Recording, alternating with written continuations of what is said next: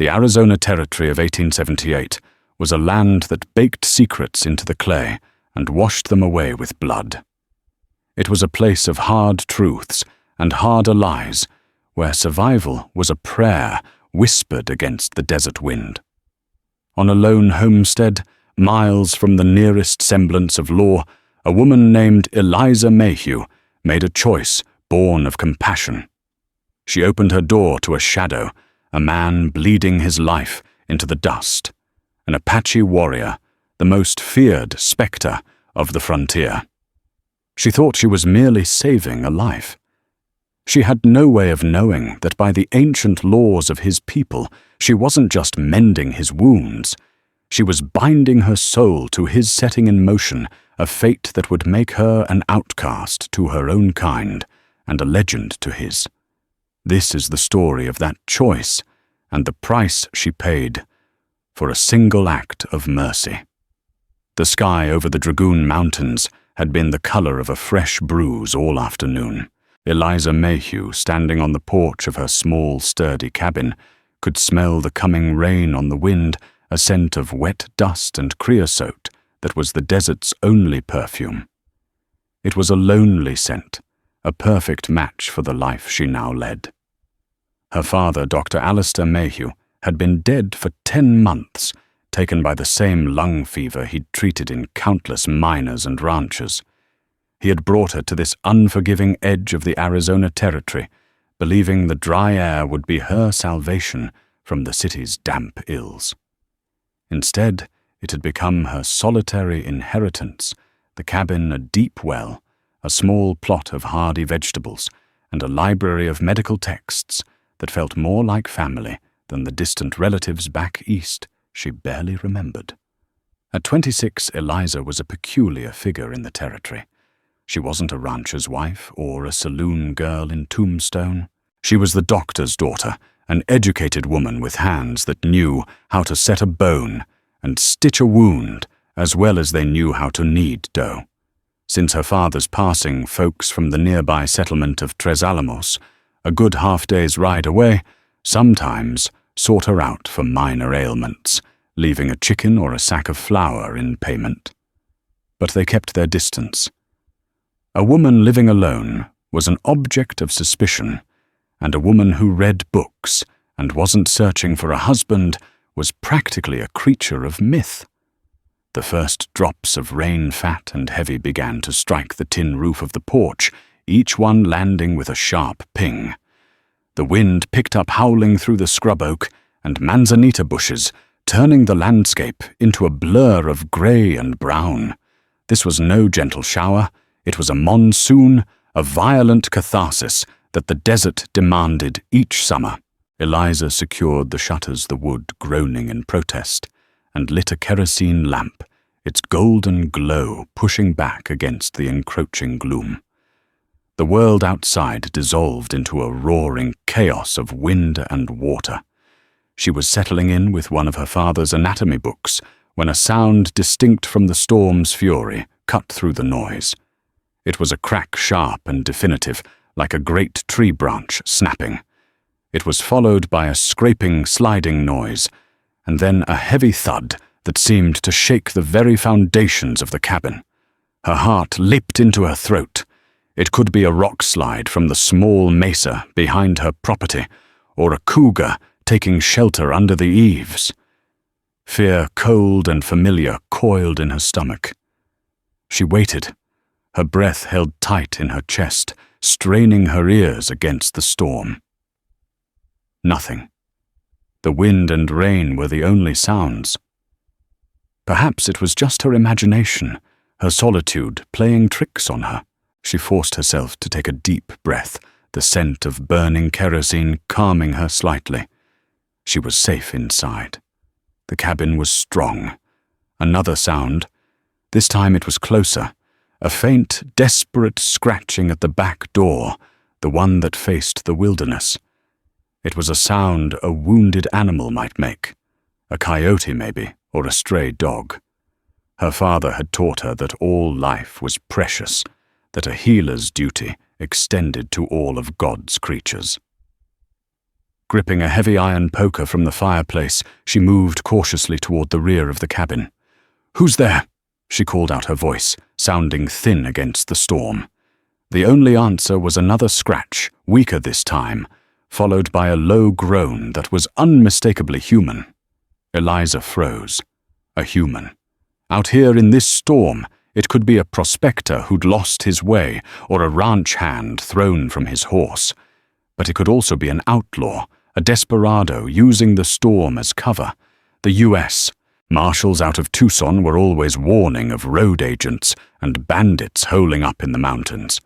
Helping a man could mean saving a life. It could also mean inviting her own death. She peered through a small crack in the wooden shutter. In the intermittent flashes of lightning that lit the world in stark silver detail, she saw him. He was collapsed against the door, a heap of wet buckskin and long black hair plastered to the ground. An Apache. The poker suddenly felt heavier in her hand. All the stories, all the warnings crashed down on her at once. The Chiricahua Apache were a phantom menace, blamed for every missing cow and every spooked horse in the territory.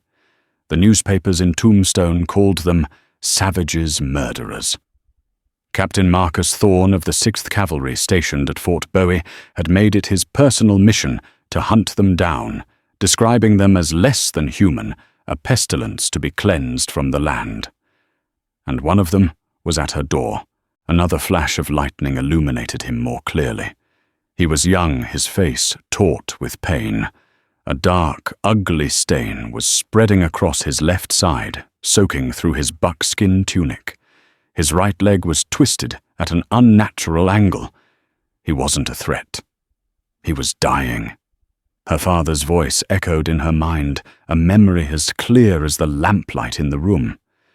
You don't ask a man his politics or his religion when he's bleeding Eliza. You ask him where it hurts. That is the only creed a healer needs. Her own people saw her as an outcast. The law represented by men like Captain Thorne was a distant and abstract concept. The townsfolk like Sheriff Brody from Tres Alamos were governed by fear and prejudice. Here on her threshold was a man reduced to the most basic human element suffering. In that moment, he wasn't Apache, or white enemy, or friend. He was simply a patient. With a deep, steadying breath that tasted of resolve, she slid the heavy bolt on the door. The wind tore it from her grasp, slamming it open against the cabin wall. Rain and fury swept into the room, threatening to extinguish the lamp. She wrestled the door shut again, the wounded man tumbling further inside, and dropped the heavy bar back into place. He lay on her floor, a pool of bloody water forming around him. His eyes, dark and deep-set, flickered open, locking onto hers. They held no plea, only a defiant, feral intensity, the look of a cornered wolf. His chest rose and fell in ragged, shallow breaths. He was trying to push himself up his hand, reaching for a knife still sheathed at his belt. "Be still," Eliza said, her voice soft but firm. "You're safe here. Let me help you." He didn't understand her words, but he understood her tone. His hand fell away from the knife. His eyes, however, never left her face, watching her every move with a burning animal suspicion. She brought the lamp closer. The wound in his side was a deep gash, likely from a rifle ball that had torn through flesh and muscle. It was dirty, contaminated by the muddy ground. His leg was worse. The bone had clearly snapped below the knee, a compound fracture that pierced the skin. Without immediate and expert care, he would lose the leg if infection didn't claim his life first. For a moment, the sheer magnitude of the task overwhelmed her. She was one woman alone, with a dying warrior from a hated tribe on her floor, while the world outside tried to tear itself apart. Captain Thorne would hang her as a traitor if he ever found out. The townsfolk would do worse. Then she looked at the man's face again. Beneath the pain and the warrior's pride, she saw the simple, universal vulnerability of a human being, hovering on the brink of death. Her choice was already made. She was her father's daughter. She was a healer. All right then, she whispered, as much to herself as to him.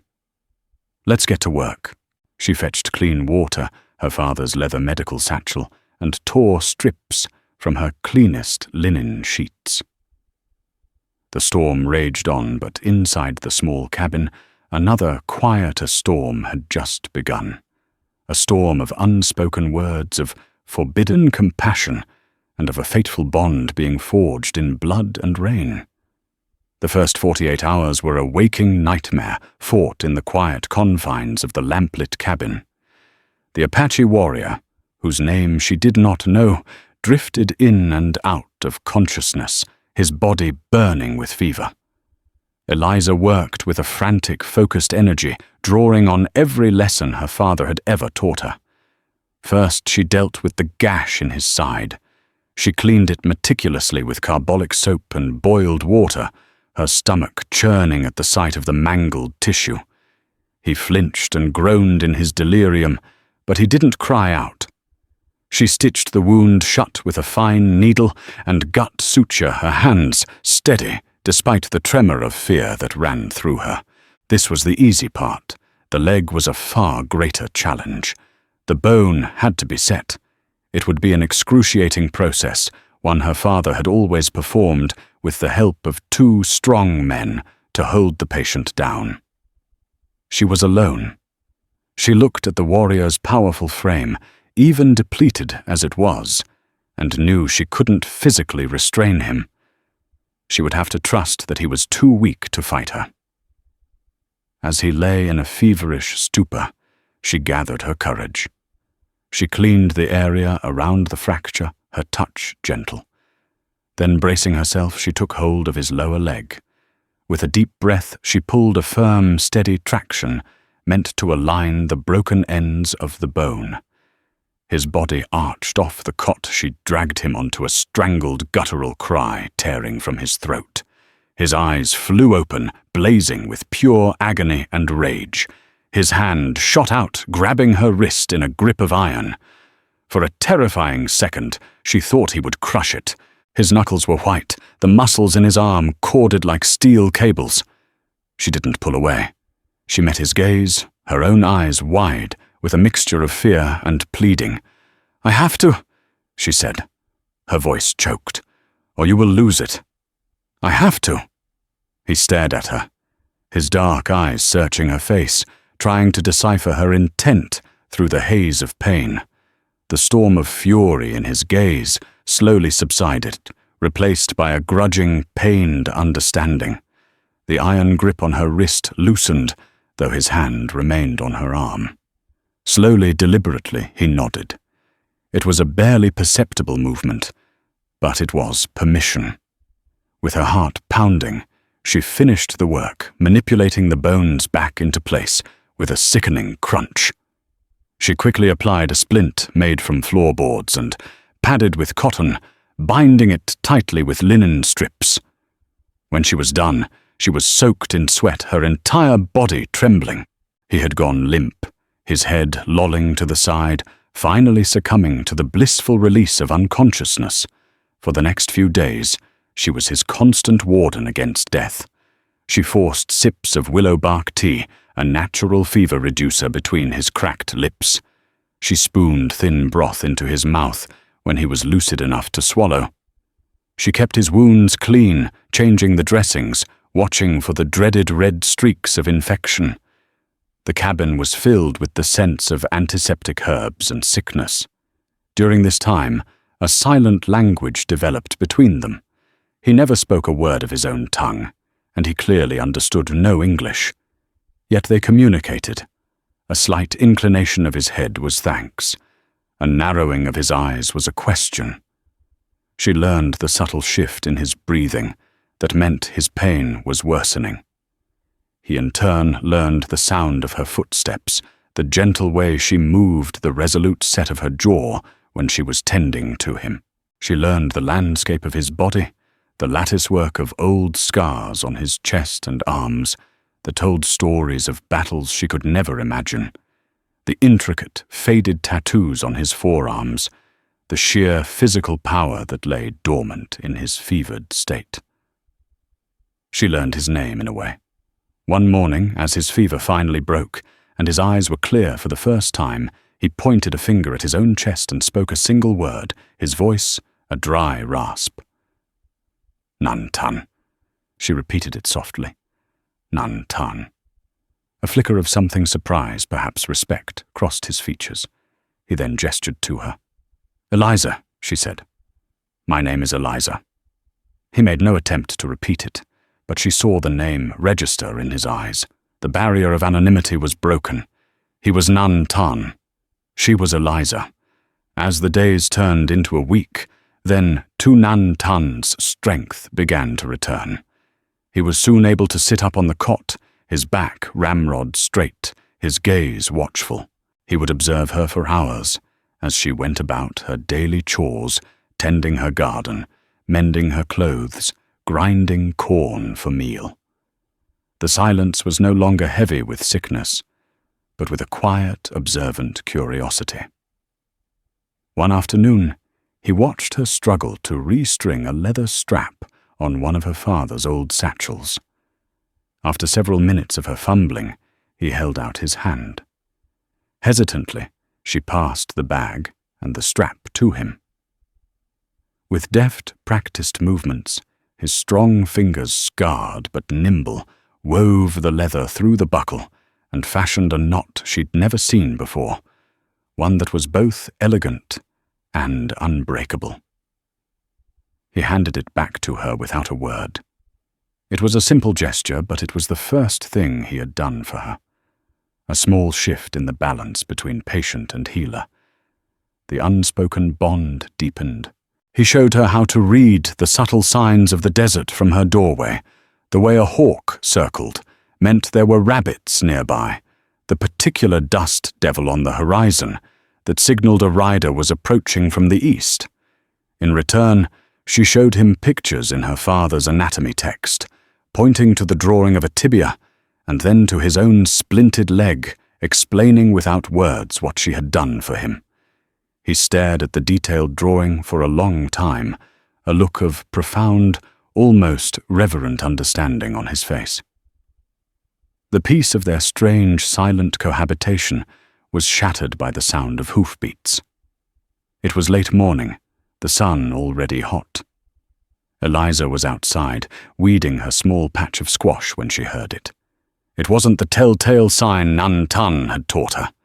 This was the confident rhythmic beat of shod horses, more than one coming up the main track to her cabin. Her blood ran cold. It could only be settlers, or worse, the law. She hurried inside. Nantan was already alert, his body tense. He had heard it too. His hand instinctively went to the knife at his belt, which she had returned to him a few days prior. "You have to hide," she whispered, her voice urgent. There was no time to get him to the root cellar.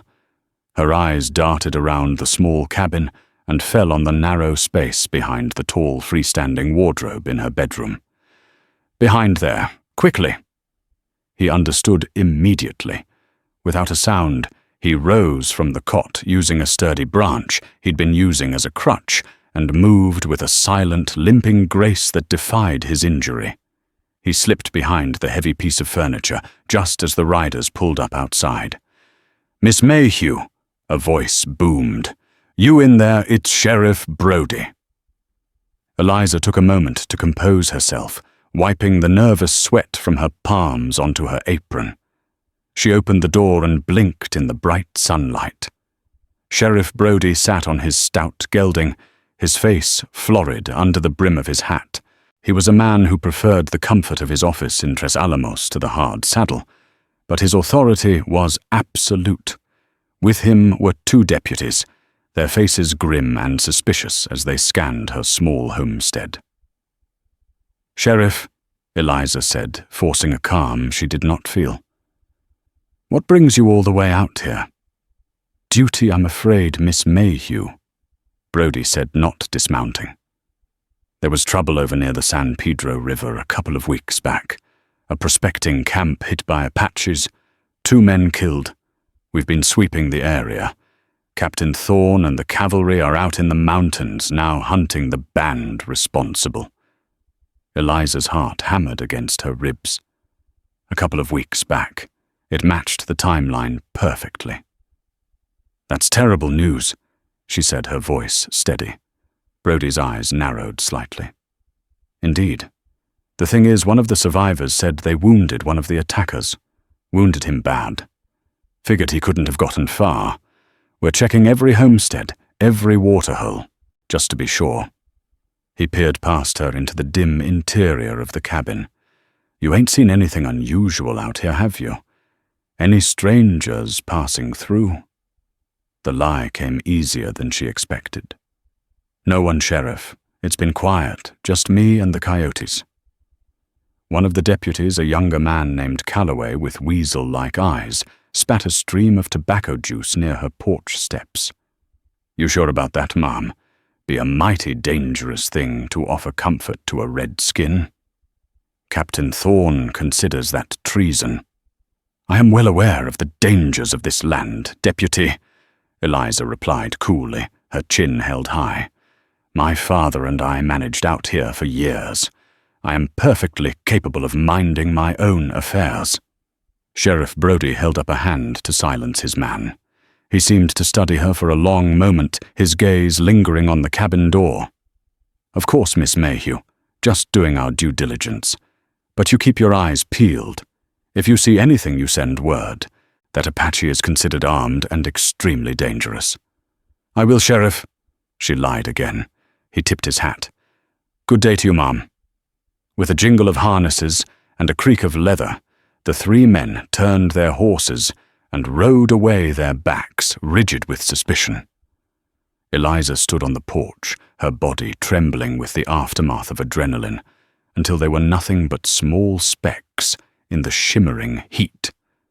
She stumbled back inside and bolted the door, leaning against it as her legs threatened to give way. The silence in the cabin was absolute. After a long moment, Nantan emerged from behind the wardrobe.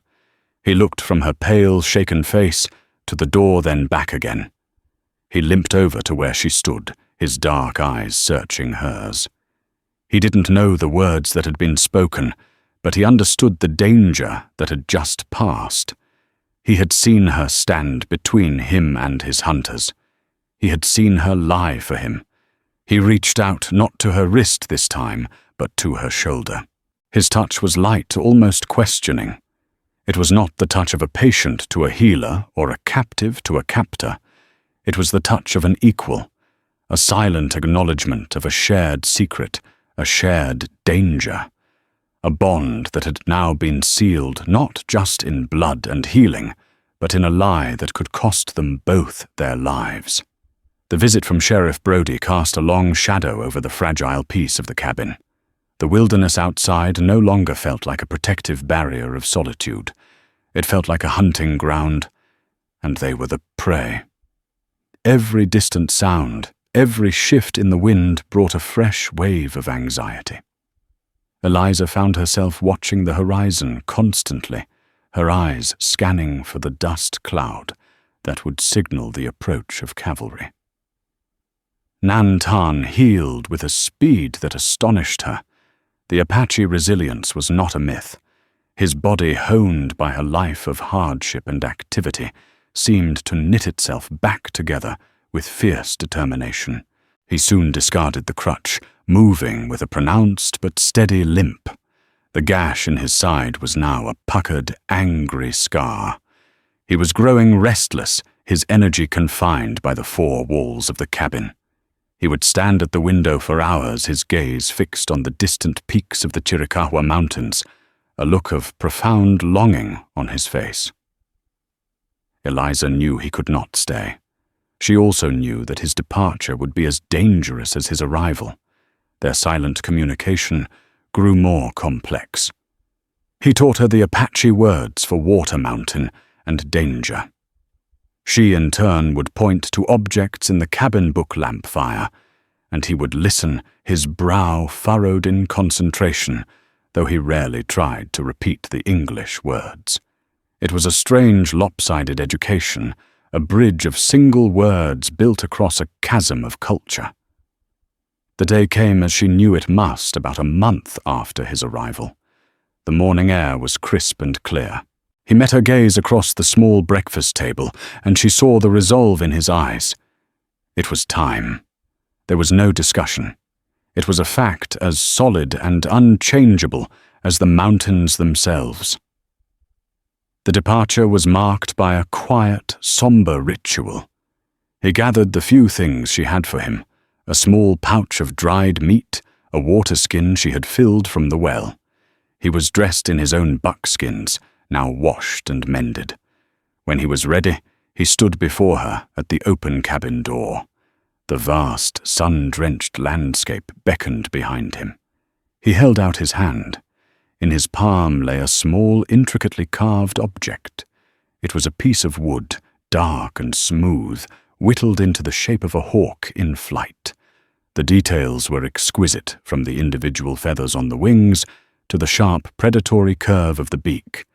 It was clear he had spent many quiet hours when she thought he was sleeping, carving it with the tip of his knife. "For you," he said, using one of the few English words he seemed to have retained. His voice was low, guttural. Eliza took the carving, its smoothness a comfort in her palm. "Thank you," she whispered, her throat tight, with an emotion she couldn't name. It was more than gratitude, more than fear of her impending solitude. It was a sense of profound loss. He held her gaze for a long moment, his own dark eyes unreadable. Then he reached out, and with a single finger, gently touched the new scar on his side, the one her needle had made. Then he touched her hand, the one that held the carving. He said nothing more. He didn't need to. The gesture was a complete sentence, a paragraph, a chapter unto itself. "You saved me. I will not forget this. This debt is now a part of me." He turned and limped out of the cabin, never looking back. She watched him move across the scrubland, his figure growing smaller and smaller, until he was absorbed by the vastness of the desert, becoming one with the heat shimmer and the endless blue sky. The cabin felt cavernous, the silence he left behind a roaring emptiness. She clutched the wooden hawk, the only proof that he had ever been there at all. For a week, Eliza tried to slip back into her old life, but it was impossible. The solitude that had once been a comfort now felt like a crushing weight. The silence was no longer peaceful. It was a void. She found herself listening for his quiet footsteps, for the soft rasp of his knife against wood. She was jumpy on edge, and the reason was more than just the secret she kept. She missed him. The realization was a quiet shock, a truth she had not allowed herself to confront while he was there. Her reckoning came sooner than she expected, and not from the direction she anticipated.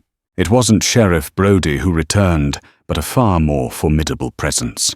She was fetching water from the well when she saw the column of dust in the distance, not the lazy plume of a few riders, but the disciplined, purposeful cloud of a military patrol. Blue uniforms materialized from the haze. The U.S. cavalry. Leading them was an officer on a magnificent black horse, his posture ramrod straight, his face set in grim, determined lines under the brim of his campaign hat. Even from a distance, he radiated an aura of unbending authority. She knew instantly who it must be. Captain Marcus Thorne. She stood her ground by the well, her heart a cold stone in her chest. There was nowhere to run, no one to hide. Thorne rode right up to her, his troop of 10 men, fanning out behind him, effectively surrounding her homestead. He dismounted with practiced ease, his spurs jingling ominously. He was a handsome man, in a severe way, with cold blue eyes that seemed to miss nothing.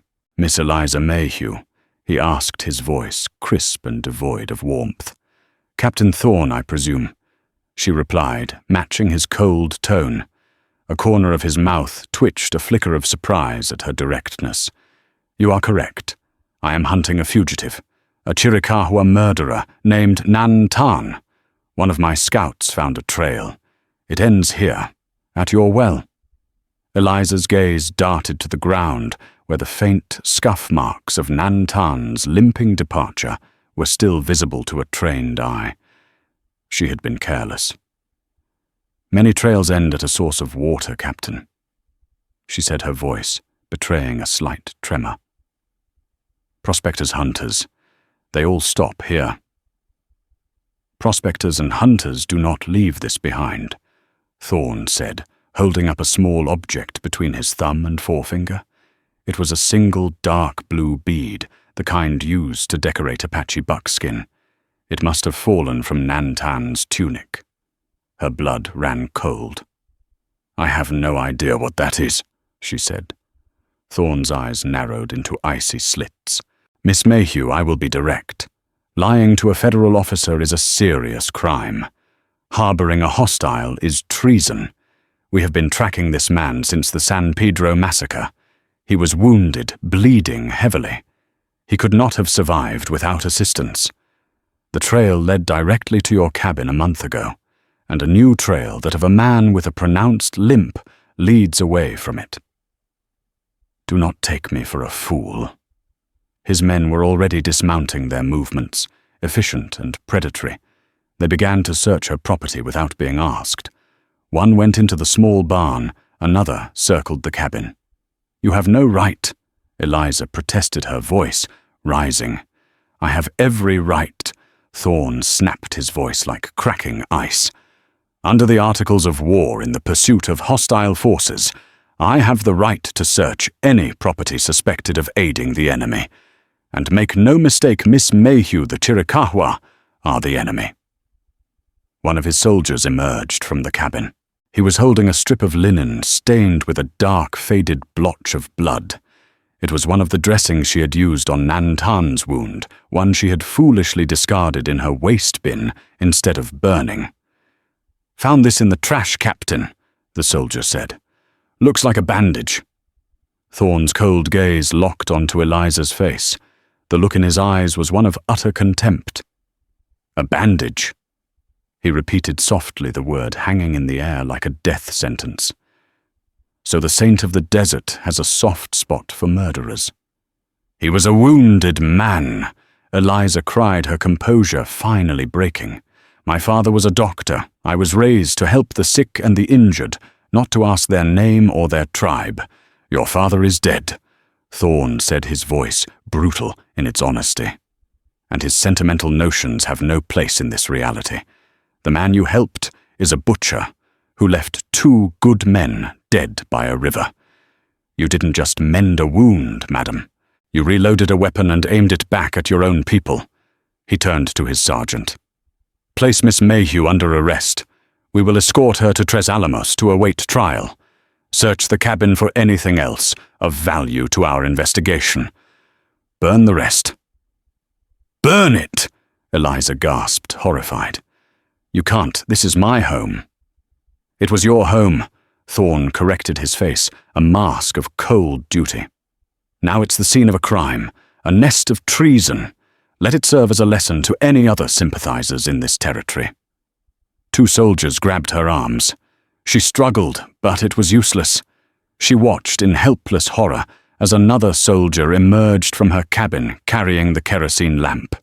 He smashed it on the wooden porch, the oil spreading in a dark pool. With a flick of a match, the porch erupted in flames. As they dragged her away, she turned for one last look. The fire was already licking at the walls of her home, the place where she had grown up, where she had mourned her father, where she had forged a silent, impossible bond with an enemy. Tears of rage and despair streamed down her face. She had saved Nantan's life, and in doing so she had utterly destroyed her own. The debt, she realized with sickening clarity, was far from paid.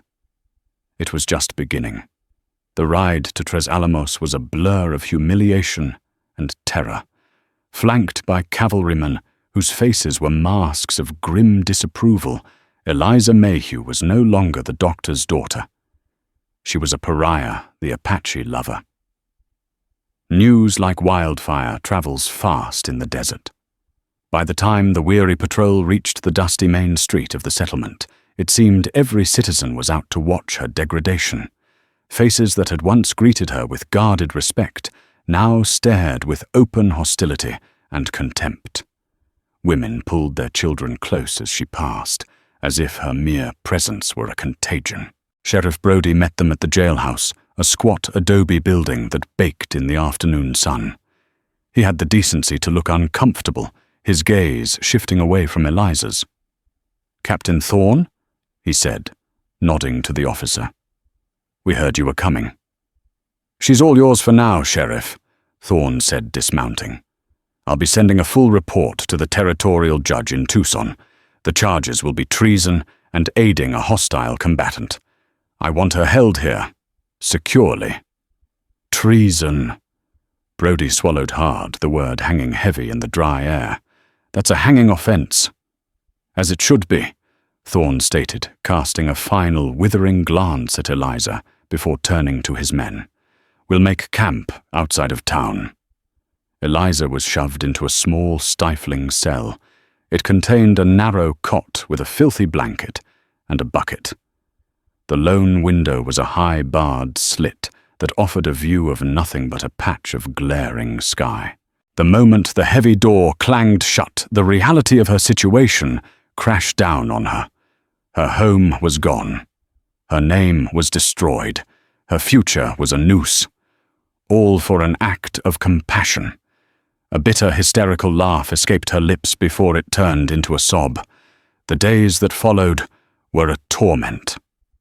The heat in the cell was suffocating the food, a tasteless mush pushed through a slot in the door. But the physical discomfort was nothing compared to the psychological assault. People would come to stare at her through the bars as if she were a caged animal. The weasel-eyed Deputy Calloway took particular pleasure in taunting her. "Heard your Apache buck left you high and dry, Miss Mayhew," he'd sneer. "Off to kill some more white folks, I reckon. Bet you wish you'd let him die now, don't you?" She learned to ignore them, retreating into a silent, stony shell. Her only visitor was Sheriff Brody, who would bring her water and occasionally try to talk to her. "You should have just told me the truth, Eliza," he said one evening, his voice heavy with regret. "I could have... I don't know. Maybe I could have done something." "What would you have done, Sheriff?" she asked, her voice flat. "Handed him over to Captain Thorne to be tortured and killed. I did what my conscience demanded." "Your conscience is going to get you hanged." He sighed, turning to leave. She knew he was right. There would be no fair trial. Captain Thorne's word was law in this part of the territory, and he had painted her as a villain. She was a convenient scapegoat, a symbol to terrorize anyone else who might dare to see an Apache as a human being. Hope was a luxury she could no longer afford. She began to count the days, not towards freedom, but towards the end. About a week into her confinement, a strange tension fell over Tres Alamos. The usual nighttime sounds of a distant piano and drunken laughter were absent.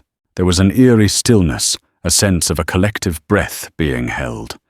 Through her small window, Eliza saw men walking with rifles, their faces pale in the moonlight.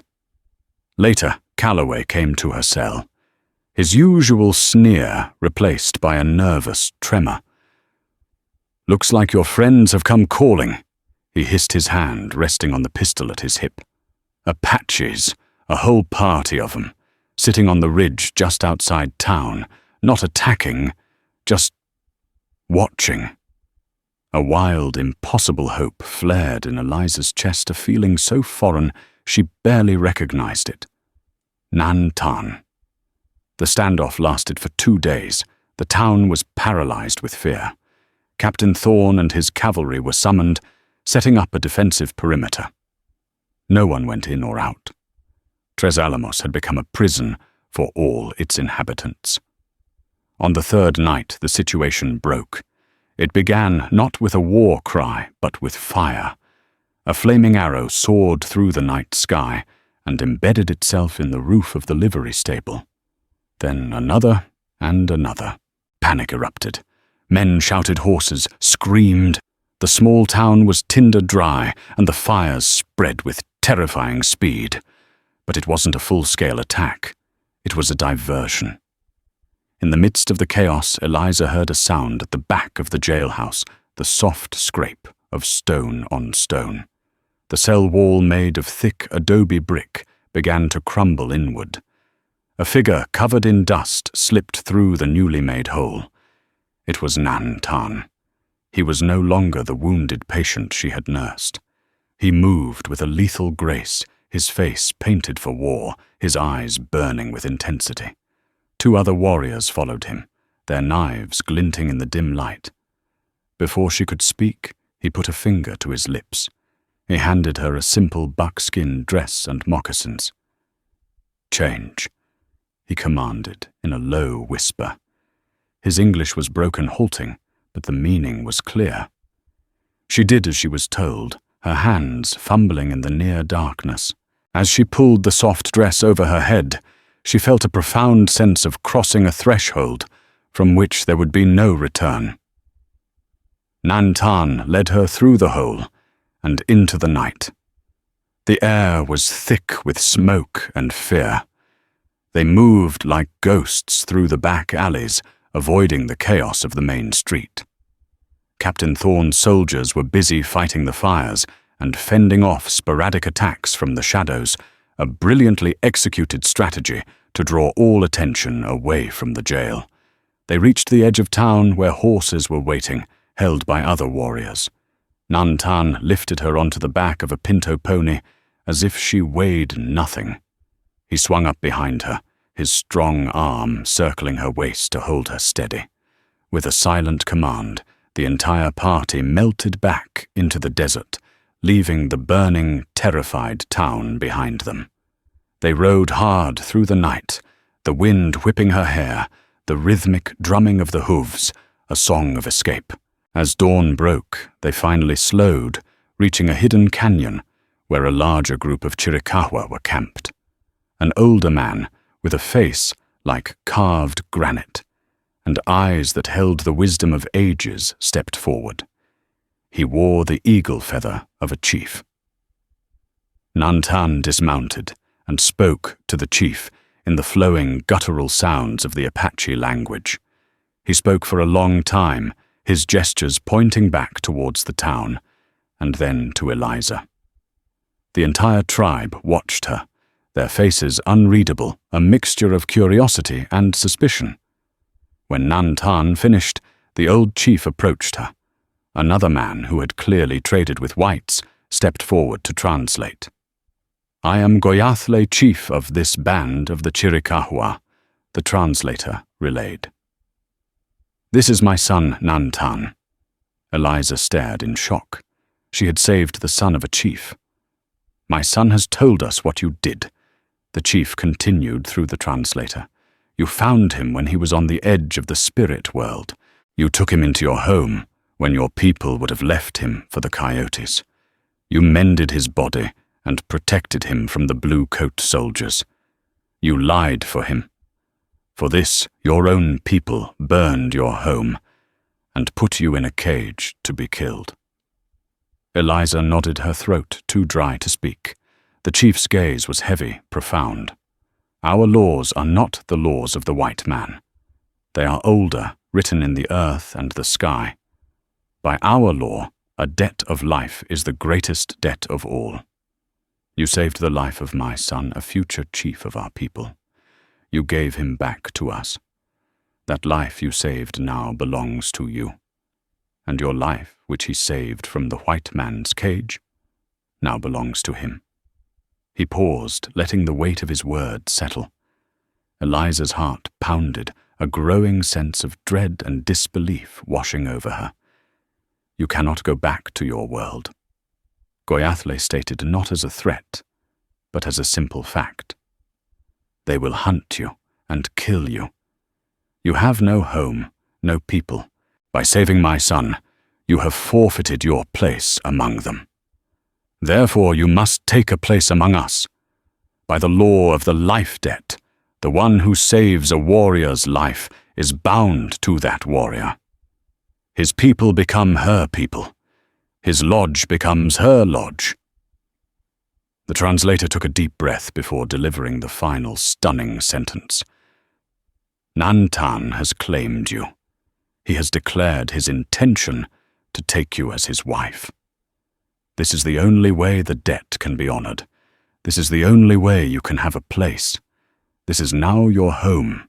You are his bride. Eliza stared speechless from the chief to Nantan, who stood proud and resolute beside him. This wasn't a rescue. It was a reclamation. She had been saved from one prison only to be delivered to another, a gilded cage of custom and honor she didn't understand. She had fled the white man's law only to be snared by the Apaches. She was free, and yet more captive than she had ever been. The Apache camp, their rancheria, was a vibrant, alien world nestled deep in the mountains. It was a place of smoke, leather, and horseflesh, and to Eliza it felt like another planet. She was given her own wickiup, a simple dome-shaped lodge next to Nantan's. He had claimed her by law, but he didn't force himself on her. Understanding her fear and shock, he granted her space and time. Still, she was an outsider. The tribe watched her with deep suspicion, their whispers following her like a shadow. The sharpest hostility came from a woman named Ishkaine, who had been promised to Nantan since childhood. To her, Eliza wasn't just a white woman. She was a rival who had stolen her future. Nantan became her sole bridge to this new reality. He was a patient, if reluctant, teacher. He taught her the Apache words for water and mountain, and brought her food, roasted meat, and wild berries, which he would watch her eat in silence. He showed her which plants were medicine and which were poison, a knowledge that fascinated the healer in her, and connected in unexpected ways with her father's scientific teachings. Slowly Eliza began to find her place. She started by helping an old, kind woman named Tlicho with daily chores like grinding corn. It was hard work, but it gave her a sense of purpose. Her true value, however, was revealed when a young boy fell and suffered a terrible gash on his leg. As the tribe's shaman chanted to drive out evil spirits, Eliza saw that the boy was bleeding to death. Pushing through the crowd, she used the last of her medical supplies and her father's techniques to cleanly stitch the wound shut. The camp watched in stunned silence. When the boy was walking again a few days later, the suspicion towards her began to be replaced by a grudging respect. She was not helpless. She possessed a powerful medicine of her own. Her bond with Nantan deepened in the quiet evenings. He would draw stories of great hunts and battles in the dirt with a stick. She in turn tried to describe her world of iron horses and cities that touched the sky. It was a conversation between two worlds held in the language of shared solitude. But their peace was fragile. "Captain Thorne," Nantan told her grimly one night after a scout returned. "He does not stop. He asks everyone, 'Where is the white squaw?'" The thought of being rescued by Thorne now felt like a terrifying threat. This strange, difficult world was becoming her own. "He brings only death." Nantan vowed his hand, covering hers. "You are Undi now, one of the people. I will not let him take you." Later that night, as a cold wind swept through the canyon, Nantan entered her wickiup. He said nothing, but laid a thick buffalo robe over her shivering shoulders before sitting on the other side of her small fire to keep watch. In that simple protective gesture, Eliza felt the last of her resistance melt away. She had been claimed by law, but in the warmth of the firelight, she finally chose this life with all her heart. The first snows on the high peaks did not bring peace. Nantan scouts reported that Captain Thorne's patrols were growing bolder, pushing deeper into the foothills, guided by a prospector who knew the terrain. Thorne was no longer searching.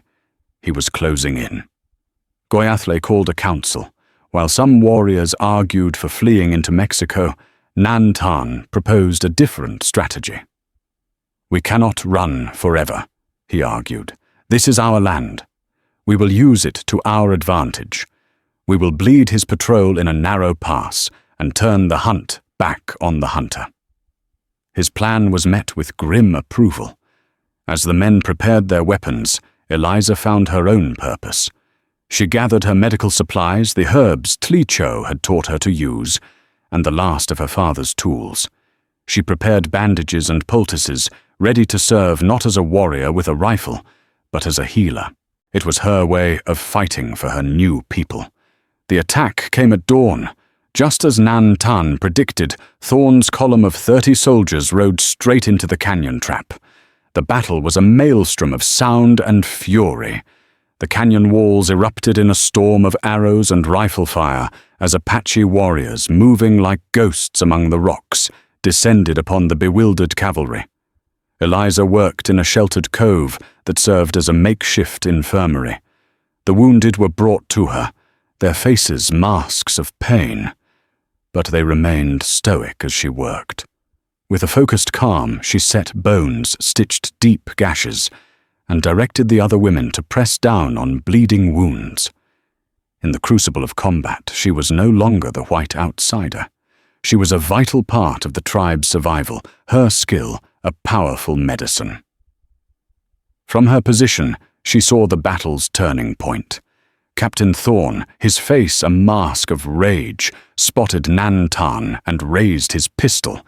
At the same instant, another soldier on a ledge above drew a bead on Nantan from behind. He was caught between them, oblivious. Without thinking, a primal scream tore from Eliza's throat. "Nantan!" Her cry cut through the chaos. Nantan spun around his eyes, locking with hers for a fraction of a second before he dove for cover. 2 bullets slammed into the rock where he had been standing. Thorne, his plan foiled, roared in frustration, and charged forward, recklessly exposing himself. It was a fatal error. An arrow fired by the old chief Goyathle himself flew true and struck Thorne in the shoulder, knocking him from his horse. The fight broke in the cavalry. Wounded and outmaneuvered, Thorne finally signaled a full retreat. The victory was won. As the sun set, casting long shadows across the canyon, Nantan approached Eliza. His face was weary, but his eyes were filled with a powerful emotion.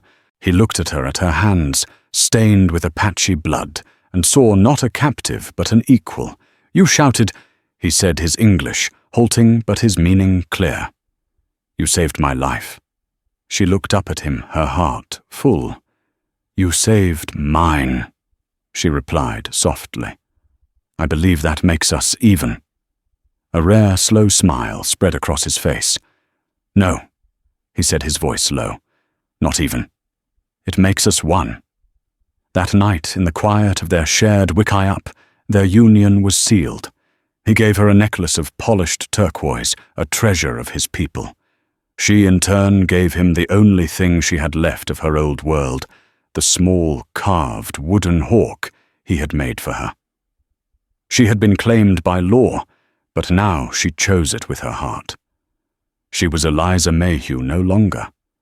She was the wife of Nantan, a woman who had found her true home not on any map, but in the heart of a warrior. Eliza Mayhew's story is not one you will find in the official histories of the American West. Those books are filled with the names of generals, railroad barons, and gunslingers. But history is also written in the silent spaces, in the stories of impossible choices, and the untamed hearts that dared to cross the borders of hatred and fear. Hers is a testament to the fact that true courage is sometimes found not in fighting, but in healing, and that love can bloom in the harshest of landscapes, binding two worlds together. If this story of a healer's compassion and a warrior's honor resonated with you, and if you believe that legends like these deserve to be pulled from the dust of the past, please take a moment to give this video a like. Share it with someone else who loves tales of the true, untamed West. And most importantly, subscribe to our channel for more stories that have been lost to time. Your support helps us ensure these powerful legacies are never forgotten. Thank you for listening.